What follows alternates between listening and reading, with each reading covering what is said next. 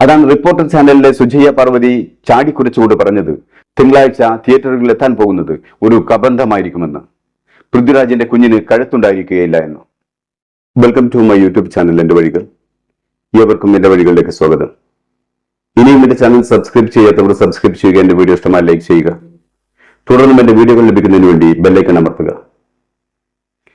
മുരളി ഗോപിയുടെ തിരക്കഥയിൽ പൃഥ്വിരാജ് സുകുമാരൻ സംവിധാനം ചെയ്ത് മോഹൻലാൽ കേന്ദ്ര കഥാപാത്രമായി പുറത്തിറങ്ങിയ എമ്പുരാൻ മലയാളക്കര ആഗമനം എന്നല്ല, ഇന്ത്യയിൽ മൊത്തത്തിൽ തിളച്ചുമറിയുന്ന വാഗ്വാദങ്ങൾക്കും തർക്കങ്ങൾക്കും കാരണമായിരിക്കുന്നു.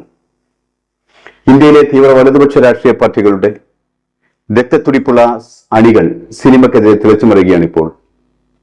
ഇതിന് കാരണം സിനിമയുടെ പ്രമേയം തന്നെയാണ്. ലൂസിഫറിലൂടെ സംവിധാന മികവ് കാഴ്ചവെച്ച പൃഥ്വിരാജിന്റെ മറ്റൊരു വെല്ലുവിളിയായിരുന്നു എമ്പുരാനിലൂടെ ഇന്ത്യ കണ്ട ഏറ്റവും വലിയ വംശഹത്യയെ തുറന്നുകാട്ടുക എന്നത്.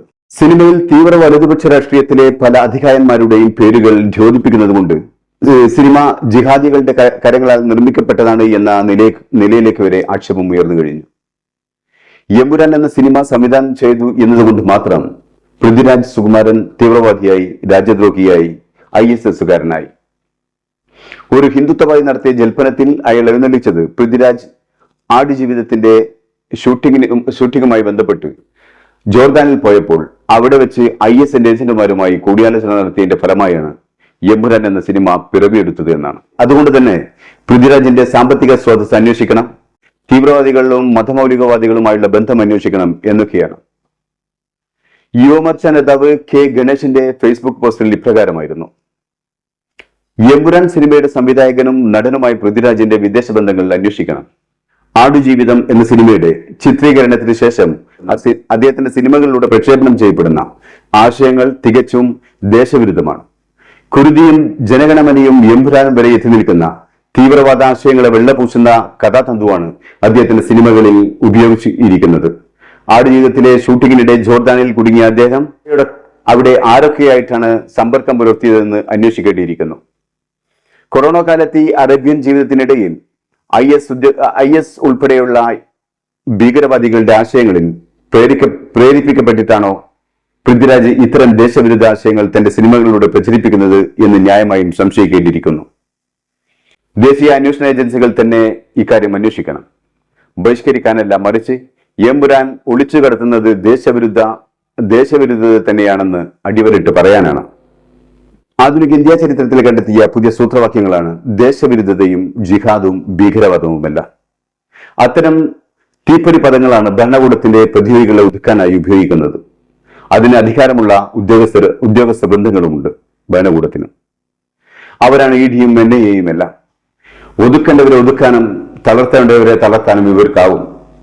ഏതെങ്കിലും നിലയ്ക്കൊരു രാജ്യദ്രോഹ ആരോപണം ഒരാളുടെ നേരെ ഉയർന്നാൽ അത് മതി, അതോടെ ആ വ്യക്തി നിശ്ചലനാകും.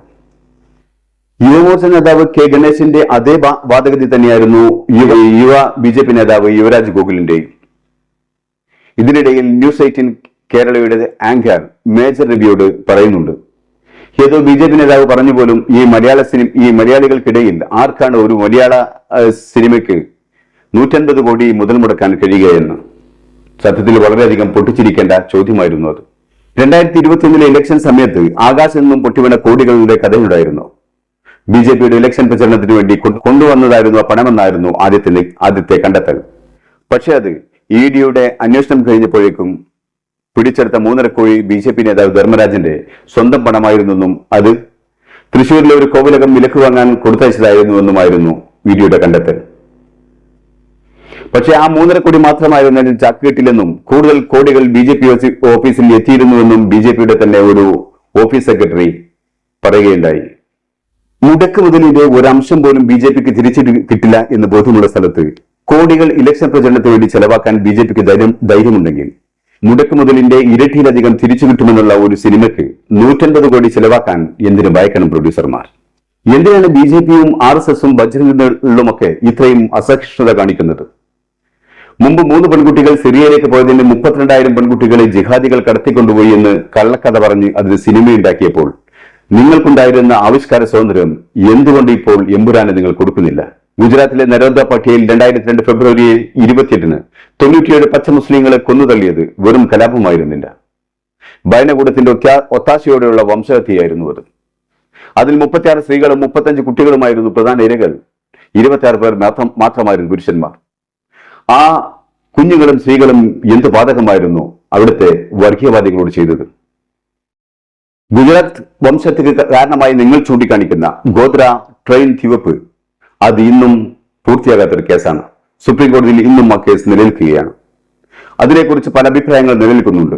അത് ട്രെയിനകത്ത് നിന്ന് സംഭവിച്ചതാണെന്നും ട്രെയിനിന് പുറത്തു നിന്ന് സംഭവിച്ചതാണെന്നും വ്യത്യസ്ത അഭിപ്രായങ്ങളുള്ള ആ ഒരു സംഭവത്തിന്റെ പേരിലാണ് അതിനുവേണ്ടിയാണ് നിരപരാധികളായ ഒരു പറ്റം മനുഷ്യരെ തിരഞ്ഞുപിടിച്ച് അവരെ മാത്രം കൊന്നുതള്ളിയത്.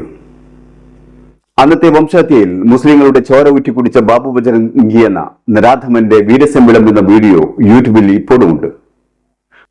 ദി ട്രൂത്ത് ഗുജറാത്ത് 2002 ബാബു ബജരംഗി എന്ന പേരിൽ തഹൽക്ക ടിവിയുടെ ലേബലിൽ ഇപ്പോഴും അത് യൂട്യൂബിൽ കിടക്കുന്നുണ്ട്. സീക്രട്ട് ക്യാമറ ഉപയോഗിച്ചെടുത്ത വീഡിയോയിൽ ഗുജറാത്ത് വംശഹത്യയിൽ നരോദയിൽ താൻ എന്തെല്ലാം ക്രൂരതകൾ ചെയ്തെന്നും അവസരം കിട്ടിയാൽ ഇനിയും ചെയ്യുമെന്ന് പറയുന്ന വീഡിയോ ആ കുറ്റകൃത്യങ്ങൾക്ക് കൂട്ടായിരുന്ന നേതാക്കന്മാരുടെ പേരുകൾ വരെ അതിൽ പ്രതിപാദിക്കുന്നുണ്ട്. നരോദ പാഠ്യ വംശഹത്യയിൽ എല്ലാ ക്രൂരതയും ചെയ്തെന്ന് വിളിച്ചു പറയുന്ന ബാബു ബജരംഗിയുടെ വീഡിയോ യൂട്യൂബിൽ കിടക്കുന്നതിൽ കുറ്റബോധമില്ലാതെ അഭിമാനം കാണുന്നവർ എന്തിനാണ് അതേ സത്യം വിളിച്ചു പറയുന്നവരെ ഭീഷണിപ്പെടുത്തുന്നത്? നരോദ പാഠ്യ വംശഹത്യയിലെ പ്രധാന പ്രതികൾ കോട്നാലി, ബാബു ബജരംഗി, പ്രാദേശിക BJP നേതാക്കളായ ബിപിൻ പഞ്ചൽ, കിഷൻ കൊട്ടാനി, അശോക് സിന്ധി തുടങ്ങിയവരായിരുന്നു. ഇവരിൽ ബജരംഗ് നേതാവായിരുന്ന ബാബു ബജരംഗി ഒരു ചാനലിന്റെ രഹസ്യ ക്യാമറയ്ക്ക് മുന്നിൽ വെളിപ്പെടുത്തിയ സത്യങ്ങൾ, അയാൾ ചെയ്ത കുറ്റകൃത്യങ്ങൾ ഇന്നും യാതൊരു കേടും കൂടാതെ നിറം മങ്ങാതെ യൂട്യൂബിലും മറ്റും കിടക്കുമ്പോൾ അത് പ്രദർശന വസ്തുവായി വെച്ച് ജനങ്ങളെ ഭീഷണിപ്പെടുത്തുകയാണ് നിങ്ങൾ ചെയ്യുന്നത്. ഞങ്ങളോട് ഏറ്റുമുട്ടിയാൽ ഇതുപോലെയൊക്കെ ചെയ്യാൻ ഞങ്ങൾക്ക് കഴിയുമെന്നുള്ള ബോധ്യപ്പെടുത്തുകയാണ് നിങ്ങൾ ചെയ്യുന്നത്. ആ വീഡിയോ കണ്ണുമിഴിച്ച് കിടക്കുന്നത് അതിന് ഉദാഹരണമല്ലേ? ഒരു സിനിമ പുറത്തിറങ്ങാൻ ഒരു സംവിധായകൻ മാത്രം പോരാ, അതിന് സ്ക്രിപ്റ്റ് റൈറ്റർ ഉണ്ടാവണം. ആ സിനിമയ്ക്ക് പണം മുടക്കാൻ ശക്തരായ പ്രൊഡ്യൂസർമാർ വേണം. അതിന് നായകനും നായിക പ്രാധാന്യമുണ്ടെങ്കിൽ നായികയും വേണം. ഇവരൊക്കെ ഉണ്ടായിട്ടും എന്തുകൊണ്ട് അതിന്റെ സംവിധായകനെ മാത്രം കടന്നാക്രമിക്കുന്നു? നമുക്കറിയാം, മോഹൻലാൽ ഒരു മൃദു ഹിന്ദുവാദിയാണ്. അതുകൊണ്ട് തന്നെയാണ് മേജർ രവി വരെ അദ്ദേഹത്തെ പ്രൊട്ടക്ട് ചെയ്ത് സംസാരിക്കുന്നത്. നമ്മുടെ ഭരത് ഗോപിക്കും ചില BJP കണക്ഷൻ ഉണ്ട്. അതിന്റെ ആനുകൂല്യം മകൻ മുരളി ഗോപിക്കും കിട്ടുന്നു. പിന്നെ ഗോകുലം ഗോപാലിനും മറ്റും അവരെ ഹിന്ദുത്വവാദികൾക്ക് ടാക്കിൾ ചെയ്യാൻ പ്രയാസമില്ല. അവർക്കറിയാം. അതുകൊണ്ടാണ് ഇത്രയും പെട്ടെന്ന് പൃഥ്വിരാജിനെ കൊണ്ട് അയാളുടെ കുഞ്ഞിനെ 17 തുണ്ടമാക്കി വെട്ടിമാറ്റാൻ സമ്മതിപ്പിച്ചത്. നമ്മുടെ സാംസ്കാരിക രംഗങ്ങളിൽ വരെ RSSനെ വെട്ടിമുറിക്കാൻ പാകത്തിലുള്ള ആയുധങ്ങളുണ്ടെന്ന് ഈ സിനിമയിലൂടെ നമുക്ക് കാണാൻ പറ്റി. അതാണ് റിപ്പോർട്ടർ ചാനലിലെ സുജയ്യ പാർവതി ചാടിക്കുറിച്ചുകൊണ്ട് പറഞ്ഞത്, തിങ്കളാഴ്ച തിയേറ്ററുകളിൽ എത്താൻ പോകുന്നത് ഒരു കബന്ധമായിരിക്കുമെന്ന്. പൃഥ്വിരാജിന്റെ കുഞ്ഞിന് കഴുത്തുണ്ടായിരിക്കുകയില്ല എന്ന്. ഇത്രയൊക്കെ ദാർഷ്ട്യത്തോടെ ഒരു സംഖ്യക്ക് പൊതുയിടത്തിൽ വിളിച്ചു പറയാനാകുന്നത് വരേണ്യവർഗത്തിന്റെ ശക്തി ദുർഗയ്ക്ക് കേരളത്തിന്റെ എല്ലാ തലങ്ങളിലും കൃത്യമായ വേരുകൾ ഉണ്ടെന്ന് ബോധിപ്പിക്കുന്നതാണ്. സുജയ്യ പാർവതി വിളിച്ചു പറയുന്നുണ്ട്, ഈ സിനിമ തിയേറ്ററിൽ നിന്ന് നീക്കം ചെയ്യാതിരിക്കാൻ വേണ്ടി അണിയറ പ്രവർത്തകർ BJPയുടെ അധികാര കേന്ദ്രങ്ങളിൽ സാഷ്ടാംഗം പ്രണമിച്ചാണ് 17 അംഗങ്ങൾ സ്വയം വെട്ടിമാറ്റാൻ തയ്യാറായി മുന്നോട്ട് വന്നതെന്ന്, അല്ലാതെ സെൻസർ ബോർഡ് ആവശ്യപ്പെട്ടിട്ടല്ല എന്ന്. രാജ്യത്തെ തീവ്ര ഹിന്ദുത്വവാദികളുടെ അട്ടക്കലാശത്തിൽ ഒരു സിനിമയുടെ കഴുത്തറുത്ത് കബന്ധമാക്കി മാറ്റാൻ പോകുന്നു എന്നതിന് മലയാള സിനിമയിലെ ആദ്യത്തെ കാഴ്ചയായിരിക്കും ഇത്. അതല്ല, ആദ്യത്തെ കെട്ട കാഴ്ചയായിരിക്കും ഇത്.